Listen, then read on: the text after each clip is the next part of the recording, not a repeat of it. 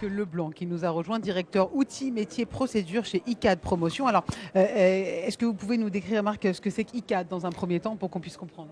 Alors, ICAD, c'est une société cotée, sur un opérateur immobilier qui est sur 3 métiers, une foncière tertiaire, qui est surtout dans les bureaux et parcs d'affaires en Ile-de-France, une foncière de santé, propriétaire de murs de cliniques et qui est leader sur son marché, et le 4e promoteur national, c'est-à-dire dans le résidentiel, le tertiaire et les équipements publics et de santé.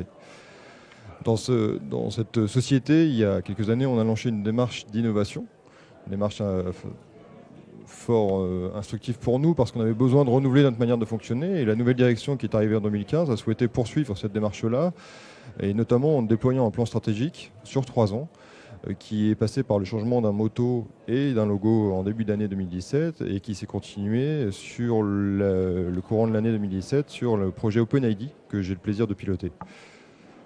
Ce projet, pour nous, est extrêmement important dans la démarche d'innovation parce que ça nous permet de continuer sur tout ce qu'on avait initié en termes de réflexion interne dans une démarche de on met en œuvre. Et donc on est sur un projet qui a 3 dimensions. Une dimension immobilière, donc pour nous, opérateurs immobiliers, c'est quand même prégnant. Une dimension de change management et une dimension de connectivité. On est dans une société de plus en plus disruptive et c'est extrêmement important pour nous de connecter les 3 points. Je poursuis peut-être sur ce projet-là. Oui, sur le projet, après on viendra sur la révolution. Je vous écoute. Donc, dans le projet, sur la partie immobilière, c'est passé par une première démarche autour de comment on optimise notre implantation immobilière, comment est-ce que nous, opérateurs immobiliers tertiaires notamment, on est capable de mettre en œuvre. Et donc on est passé sur une dimension de total flex office. On est une des premières, voire la première société du SBF 120 à avoir déployé pour l'ensemble de la société du flex office. Le flex office, pour mémoire, c'est aucun bureau attribué, un taux de partage. Donc pour nous, ICAD, c'est un taux de partage qui est autour de 0,83. Ça veut dire qu'on a 8 postes en gros en moyenne pour 10 personnes. Et ça veut dire qu'il n'y a plus de postes attribués. Ça veut dire qu'on a des équipes qui ont une adresse. Ils savent où ils sont dans le bâtiment, mais il n'y a pas un poste pour un individu. Et l'intérêt, c'est d'avoir une typologie de postes de travail variée, différenciée par rapport aux activités de chacun. Pour nous, on a mis en place 8 typologies de postes de travail différentes, de manière à ce que chacun soit à l'aise dans sa manière de travailler. C'est-à-dire qu'on n'est pas sur quelque chose de monolithique, on est sur quelque chose, à l'inverse, qui offre une grande variété par rapport à ce qu'on pouvait connaître il y a quelques années dans les open space. Donc ça, c'était pour nous le premier sujet.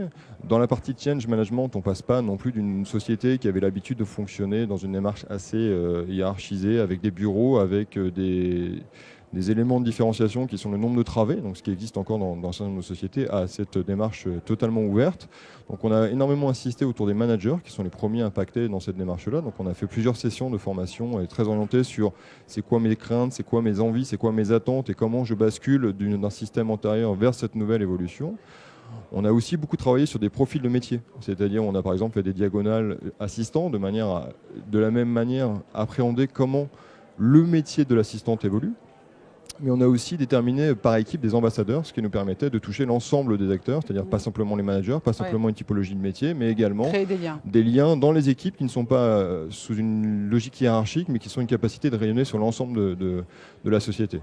Donc ça nous a pris beaucoup de temps et on a aussi travaillé sur les différentes directions en les emmenant en séminaire pour réfléchir par rapport à notre métier, par rapport à notre activité, par rapport à notre manière de fonctionner, comment est-ce qu'on avance, comment est-ce qu'on évolue, c'est quoi nos envies, c'est quoi nos attentes et c'est quoi nos appréhensions.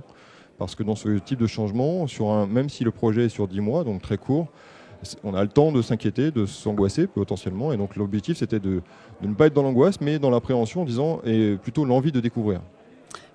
Et c'est comme ça que vous fonctionnez à vos nouveaux, vous avez votre siège, c'est ça, à Issy-les-Moulineaux, dans le Open. C'est comme ça que vous fonctionnez là-bas? Alors on est à 100% depuis le 18 septembre, on est sur une logique de aucun bureau attribué, un taux de partage de 0,83 qui varie en fonction des équipes. On n'a évidemment pas le même taux de partage pour des fonctions sédentaires. Ils ont un casier à l'entrée pour leurs affaires personnelles, d'accord. Et après ils circulent comme ils veulent avec un ordinateur, c'est ça? Alors et donc c'est le 3e point, merci de revenir dessus, sur la partie connectivité, on est sur de l'immobilier et c'est le sujet de Revolution Network. Comment est-ce qu'on évolue en permanence, on est en permanence confronté à ça, donc on a énormément investi dans notre projet autour de la connectivité. Donc on a déployé un ordinateur portable ultra léger, tactile pour l'ensemble des collaborateurs, un smartphone pour tout le monde, parce que ça nous permet justement de ne pas être dépendant d'un lieu. Et on a aussi beaucoup insisté sur le travail à distance. On est un siège en Ile-de-France et on souhaitait que ce soit un énorme avantage pour nous par rapport à d'autres concurrents, puisque non seulement on peut travailler chez soi, ce qui commence à être assez classique, 1 à 2 jours par semaine, mais on peut également utiliser des tiers-lieux propres à ICAD. On a chez ICAD une solution qui s'appelle Smart Desk qui est ouverte à tous nos locataires, mais on a aussi créé un espace de coworking dans le nord de Paris. Ça veut dire que ce n'est pas parce que notre siège est à Issy-les-Moulineaux que je risque de perdre tous ceux qui sont dans le nord-est, puisqu'ils peuvent travailler 1 à 2 jours dans un lieu avec les mêmes avantages physiques, c'est-à-dire du mobilier, 8 postes de travail différentes, des écrans supplémentaires qui nous permettent de ne pas être sur le laptop, sur l'ordinateur portable en permanence. Donc on offre un confort que d'autres sociétés ne sont pas capables d'offrir, et c'est comme ça que nous, on souhaitait avancer.